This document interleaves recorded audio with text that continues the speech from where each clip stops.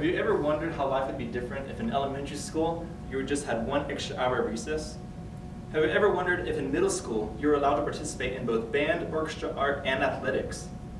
Or have you ever wondered how life would be different if in high school you didn't have to stress yourself to the point of exhaustion because of the pressure to make good grades?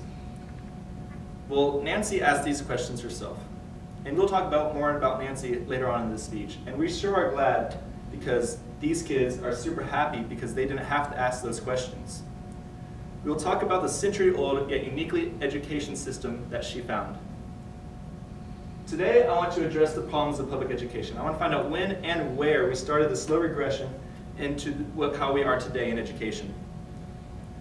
First of all, the problem is the American institution of education.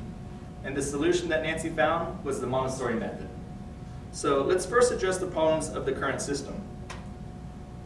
Our current system is corrupt, outdated, and outpaced. I mean, it's not fair for kids that they have to go to classrooms and they have to sit down in these jail cells and compete to make the best grades in the class. That's not how education should be. Education should be free for students to just learn and collaborate. Let's look at a few statistics. As we learned in my last speech, the United States ranks 17 worldwide in terms of education, which is pretty far behind a lot of the rest of the world. Also, Erica Ho writes for Time Magazine on May 10, 2011, that 85% of college graduates return home after graduating from school. 370,000 students work for minimum wage jobs, and 38% of those jobs don't even require a high school diploma, writes Huffington Post on March 31st, 2013. So that asks the question, why do we even know that we need to go to school and what's wrong with the way that college is set up right now? In a book titled Academically Adrift by Richard Aaron and Josepha Roxka, we found that students show no significant signs of learning after 2 years in college. And after 4 years in college, there's 36% of those students record no gains in learning. One last statistic from Allison Chantel for Business Insider wrote on April 21st, 2011, that 1/3 of college graduates never even have to use their degree. These statistics pile up, and Michaela is not impressed. We live in America, a country that was founded on freedom and equality, where we are supposed to have a right to education, and a good education at that. But these statistics speak otherwise. And I ask myself, why are we having these numbers in terms of our education? Because we have fallen behind and is what is most important to any society's future, a proper education.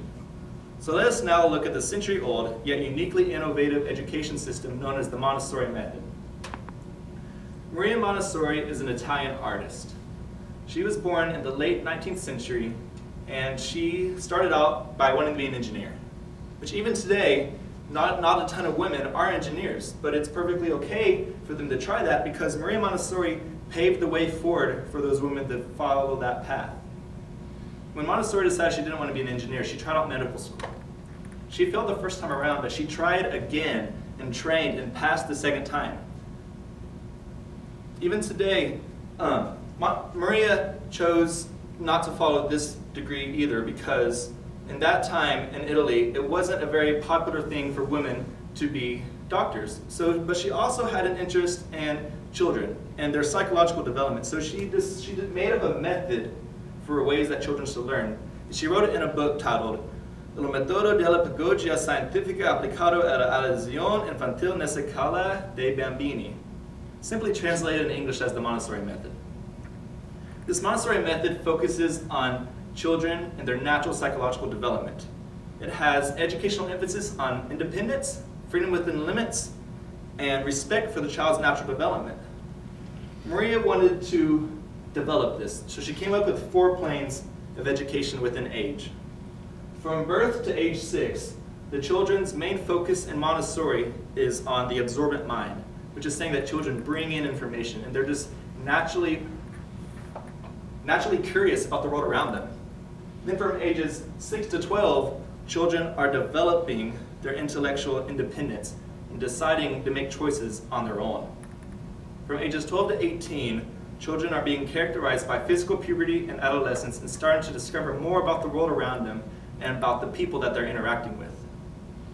And from ages 18 to 24, the age group that we find ourselves in, allows young adults to find their role in society. Another thing interesting about this age is that they took them out of the classroom and put them into nature on the hillside in Italy. because they found out that in this age group, people are much more curious about nature than they are about sitting in a city and staying in a classroom, so they want to learn more about the world by putting themselves out in nature, which I think is very interesting. So the Montessori method started spreading around, and in 1911 it came to the Americas. However, William Hurd Kilpatrick said that the Montessori method is not the proper way that we should teach Americans, because Maria thought the teacher should just be there and facilitate learning and not be the main director of things going on. Kilpatrick didn't like this. Kilpatrick wanted the teacher to be the strict authority, sit up at the front of the classroom and lecture to the students. And so, for some reason, a lot of Americans started to agree with them, and so the Montessori method disappeared until the 1960s when Nancy McCormick Rambush, the woman we talked about earlier, brought back a revival. And ever since then, the Montessoris have been growing here in America.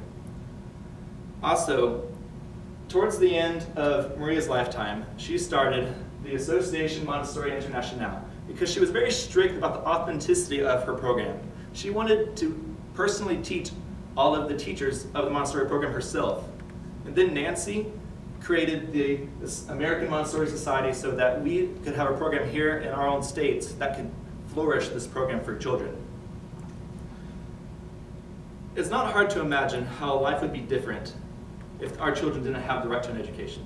Just look at William Golding's book, Lord of the Flies, where children all of a sudden depress into a society of chaos because they didn't have the terms to learn. It's robbing our children of an inherent right to learn.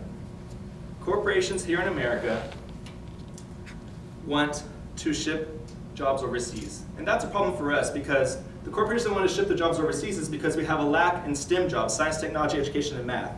U.S. News and World Report Mortimer Zuckerman said that this may possibly be the worst time in our lifetimes. But we have hope. In Montessori, children will excel in the world. Children are proven to be better off socially and mentally by the Montessori method than their conventional school classmates. Maria Montessori said that preventing conflicts is the work of politics, but establishing peace is the work of education. You may be surprised that two of the most intellectual thinkers of the 21st century, co-founders of Google, Sergey Brin and Larry Page, graduated from the Montessori method. Also, Maya Angelou is another popular alumni.